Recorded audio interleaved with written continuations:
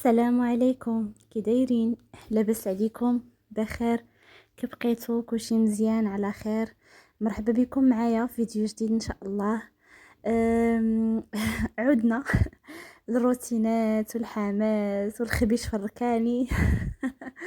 كي بقيتو البنات؟ كلشي على خير؟ قديتو اموركم؟ قديتو نعاسكم ولا باقي؟ رجعتو لروتيناتكم ولا باقي؟ ولفتوا الماكله ولا باقي؟ صراحه رمضان صراحه زوين والله، كان فيه النظام، كان الماكله بالوقت، كلشي بالوقت، والانسان كان خفيف. وهذا دابا من نهار خرج رمضان الانسان كيحس بواحد العيا سبحان الله، في شكل وما كيقدرش ياكل بزاف، ما ولفش على الوجبات كاملين، النعاس مخربق، واحد دقيقه واحد العيا. ولكن الحمد لله بشويه بشويه غادي نبداو نولفوا، فاكيد نرجعوا حتى للروتينات ديالنا. الوغ الفيديو ديال اليوم البنات روتين مميز لحقاش خملت فيه ثلاجه، وعاودت ليها الديكور، خديت ليها منظمات جداد، المهم حلقت عليها شي شويه. الثلاجه الصراحه هي الثلاجه والفران هما جوج حوايج الاكثر اللي كياكلوا الدق كيف ما كنقولوا في رمضان، كيكون عليهم الدرك بزاف. الحقيقه كنخشيو فيهم، بحال دابا الثلاجه اي حاجه شاطت فهمتوا كنبقاو تنستوكيو فيها. المهم ما كتكونش منظمه طول الوقت. والفران اكيد عاوتاني مع الوصفات وهذا. فاليوم خصصتو للثلاجه، راكم عارفين بحكم الخدمه وهذا ما يمكنش نخمل كل شيء في دقه. المهم انا كنشارك معكم طريقتي في التخمال دائما.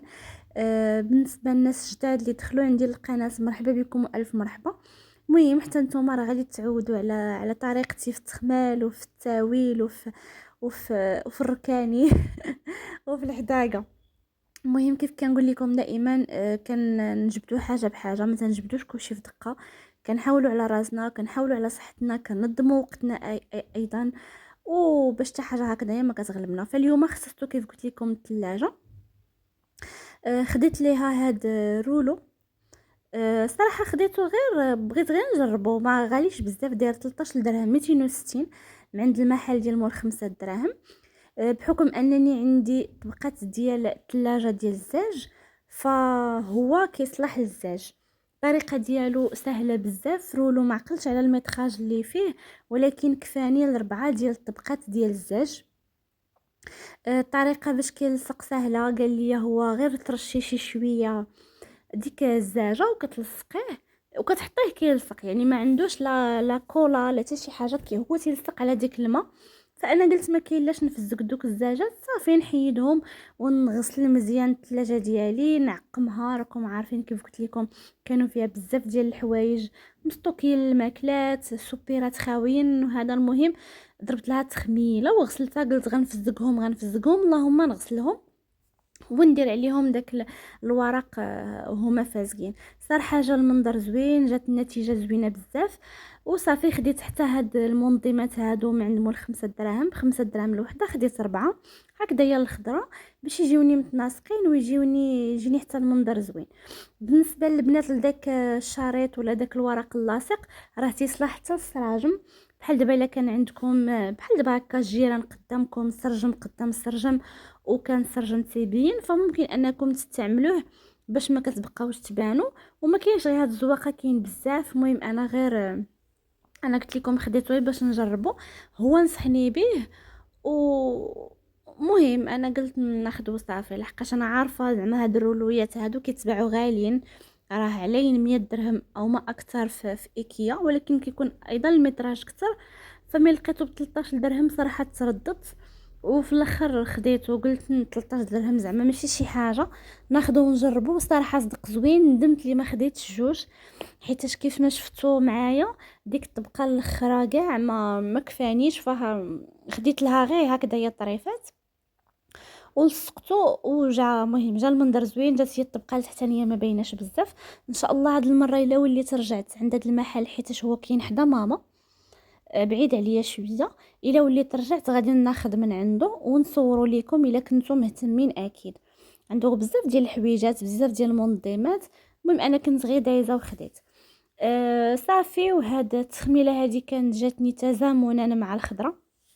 هاد النهار هذا الخميس انا كيف كنقول لكم دائما الخضره الاسبوعيه كناخذها بالخميس، كتكون طريه، وكناخذ نيت حتى الخضره ديال الكسكسو. المهم كناخذ انا تقديه ديال الخضره ديال السويقه كناخذها اسبوعيا، يعني ما كناخذش كونتيتي ليا كثيره، كناخذ اللي كفاني في اسبوع.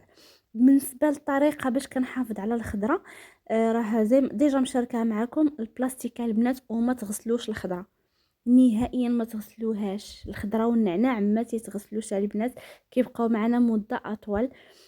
صافي حتى كتبغي الحاجه مطيشه اولا هذا وكتجبديها وكتغسليها وكتستعمليها صافي. المهم رديت الخضيره بلاصتها. هنايا كانت بقات لي هاد الكرتونه ديال التمر من رمضان، صافي حتى هي استعملتها، زعما درتها هكا خويتها ودرتها في الشوبيره وصافي. حيتاش بداو وليداتي كيولفوا عليه واحد شويه. هما صراحه صغار ما كانوش كياكلوه صغير هكذايا صحيح، كانوا هكا كياكلوه مطحون اولا كندير لهم هكا في وصفات، ولكن هكايا صحيح يلا بداو كياكلوه لي هاد رمضان، فقلت نبقى ناخذ ليهم دائما وصافي. هنايا خديت ايضا كان بقى ليا واحد شويه ديال الفرماج من رمضان، حتى هويا طحنته هنايا في الهاشوار ودرته في السوبيره. المهم نهار ديال الحداقه وديال التقديه وديال التنظيم وديال كيفاش نحتفظوا على الحاجه. المهم فضلا وليس امرا انا بغيت نفكركم في لايك لا كان الفيديو عجبكم. المهم الفيديو مازال طويل، غنشارك معكم بزاف ديال الحويجات فيه. خديت واحد الحاجه ان شاء الله جديده للكوزينه غادي نشاركها معكم، نتمنى انكم تعطيوني الراي ديالكم وصافي. وهذا ما كان. المهم انا بغيت غير نفكركم فيها بالنسبه للناس اللي كينساوها خلاص. الناس القدام دياولي وهذا راه ما تنساوهاش الحمد لله. وايضا تعليق الا جات على خاطرك قولي لي فيه اللي حبيتي، انا كنجاوب على التعاليق كامله، كنقراهم كاملين بدون استثناء، كاملين كاملين كنجاوب عليهم واحد بواحد، وكنحرص عليهم واحد بواحد باش من زعما ما نغاطي حتى شي واحد فيهم. المهم صافي كيف قلت لكم هادشي اللي درت هذا النهار. بقاو معايا باش نشارك معكم الشكل النهائي ديال الثلاجه. صراحه جات زويونه، والبيض والله القسم البنات الا البيض شريف. انا راه شوفوا راني ضد دوك الماعن ديال البلاستيك في الالوان. صراحه مازالين عندي شي وحدين لحقاش نهار سكنت ما دوك ما شريتهمش صراحه، عطاتني اختي شويه وعطاتني ماما شويه دوك بانيوات وداك الشيء. صافي. ولكن دابا ملي وليت كناخذ زعما راسي براسي كناخذ يا اما البلاستيك ترانسبارون بحال هذا اللي كتشوفوا اللي في هاد لابواط وفي هذا البانيو، اولا البيض ولا ترانسبارون صراحه كيجي زوين، كيجي شريف، كيجي انيق. مهم كتلقايه دائما بحال دابا الا كنتي دايره مثلا نقول اي حاجه، مثلا الا كنتي دايره الشيبي مثلا في الكوزينه كتبغي تاخدي كلشي في الشيبي، راه شي نهار تقدري تمشي شي بلاصه وتعجبك شي بواط ولا شي حاجه وما تلقايش في هذاك اللون، فهمتوا؟ وتضطري تاخدي لون اخر، وها انت بديتي في التخربيق، ها انت وليتي كتزعلكي ليا الالوان. فالبيضه البنات كنصيحه كيبقى شريف، كيبقى زوين، كيبقى انيق ايضا. مهم موجود دائما على طول العام في جميع الشكالات وجميع هذا، فهمتوا كيجي زوين، انا بعدا كيعجبني ما كتمليش منه، وفهمتي وما كيتدبغ ما حتى شي حاجه، ساهل في النيطواياج بحال دابا شي حاجه خسرات لي كدير لا جافيل اولا شي برودوي الالوان. المهم انا ضد هادشي ديال الالوان في الكوزينه، اولا شي نهار شفتو عندي شي حاجه شي شبكه ولا شي حاجه في الالوان عرفوا بلي راه ماشي ديالي، راه غير عطاوها ليا الجواد. راكم عارفين البنيته مي كدير دارها اول مره ضروري كيعاونوها موالين الدار، اللي كيعطيها قصعه، اللي كيعطيها براد، اللي المهم ديال الام المغربيه ضروري كتعاون هذا وصافي. وحتى اختي حتى هي الله يجزيها بالخير كانت عطاتني المعينات شويه بيد ما هكذا بديت نفرش وكناخذ زعما حاجات ديالي لراسي براسي. كيف قلت لكم هذا النهار هذا الخميس كنت خديت حتى الحمص على حساب كسكسو الجمعه، والحمص انا كناخذ كونتيتي اللي هي شي شويه دايره، كنفزقو كامل كيبات لي لا كامله يرقد، كنخليه في الفريغور ما تيوقع عليه حتى شي حاجه. صافي البنات كان هذا هو الشكل النهائي ديال الثلاجه ديالي. كنوريكم هكذا المنظمات كيفاش جاو وداك الورق صراحه جا زوين انيق، احسن من هادوك اللي كانوا عندي قبل. كانوا عندي في البيستاش، وحنا عليه كنهضروا يعني الالوان دائما تيكونوا ما هماش. صافي هذا ما كان. بهذه الطريقه هذه نظمتها. بقات ليا غاديك الزاجه التحتانيه اللي فوق المجوره ما كفانيش ليها. انا قلت لكم غادي نمشي ان شاء الله غادي نزيد 13 درهم لا شيء، حتى الا خسر كاع مع المده الله يعاونو، نحيدو ونعاود ندير واحد اخر ما غاليش نهائيا. 13 درهم يعني كفاني في الثلاجه كامله يعني على كملها. وهانتوما كتشوفوا كلشي نقي، كلشي هذا كلشي كيجي انيق. الابيض كيجي صراحه زوين ملكي. ونصيحه اللي كنصحكم بها دائما للثلاجه، ما تستعملوش البنات جافيل. الثلاجه كتنقى بالخل ديال التنظيف، اولا غير بالتيد اولا غير بسائل ديال الاواني اللي كتنظفوا به الماعن فقط. الثلاجه اللي درتو لها الجافيل البنات راه مع المده كتصفر، وجافيل راه ما كيعقمش. الثلاجه الخل هو اللي كيعقمها البنات. غادي خذوها كنصيحه مني كنصحكم بها دائما، حيت عن تجربه انا ماما عندها واحد الميكرووند في البيض كانت كدير ليه حتى هي جافيل بزاف. عرفتو دابا ولا لها صفر صفر كاع كاريمون. المهم صافي هذا ما كان. هذا كاين بين قوسين بالنسبه للتنظيف ديال الثلاجه، ما شاركتوش معاكم لحقاش عادي. المهم مسحتها غسلتها ضربت لها فركه ورديت لها دوك لي زيطاجير ديالها. صافي مباشره دزت لهادو ديال العطريه، حتى شفت في التقديه جبت شويه د العطريه كانت سالات ليا. راكم عارفين مع رمضان كيكون الطياب كتير شويه. صافي وغسلت هاد القريعات اللي باقي فيه خليته، واللي المهم اللي خاوي غسلته هذا. المهم صافي غادي تشوفوني خويت هذيك ديال لي بزار كنت خديته صدق ليا ما زوينش. صافي وكانت بقات لي واحد الكونتيتي منه هرقتها.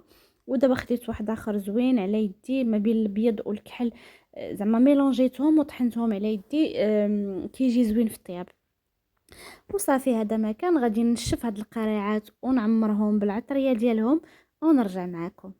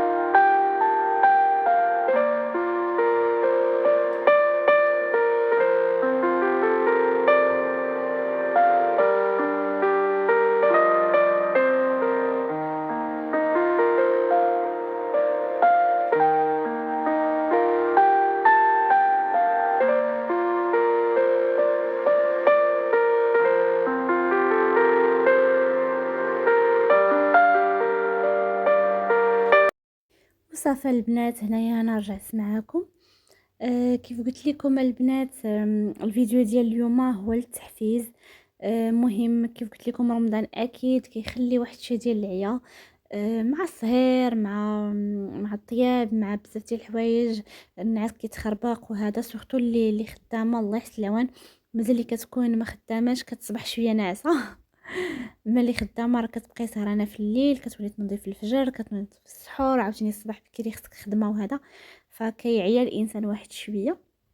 ولكن الحمد لله الله يتقبل منا ومنكم ان شاء الله. صافي هذا ما كان. فاكيد في الايام الاخيره، باش ما نكذبش عليكم كنبقاو تنضربوا وتنزقلوا. المهم ما كيبقى لا تنظيف لا تعقيم لا حتى شي حاجه، كتبقاي طيبي اللي كان. زيد عليها الروينه ديال الحلوى وهذا فكتزعلك شويه القضيه.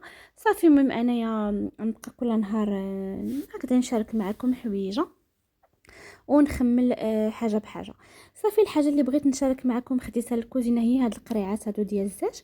الصراحه الله كنت دزت غير بالصدفه من واحد المحل وخديتها وما كانوش عندي الفلوس، خديت غير وحده ب 60 درهم وقلت له يخلي لي وحده غادي نرجع ليها على غد ليه نجيب الفلوس ونجي ناخذها. قال لي صافي وما عطيتو زعما فيها لا عربو لا حتى شي حاجه، ما بقاليش الفلوس. صافي فاذا بيا كنرجع لغد ليه قال لي نسيتك وتباعوا ما بقاوش، عرفتي بقات فيا فقصه ما لقيتش اختها.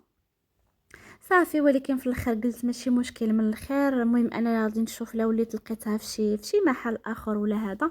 صراحه كانوا عاجبيني بزاف فكتب لي ناخذ غير وحيده.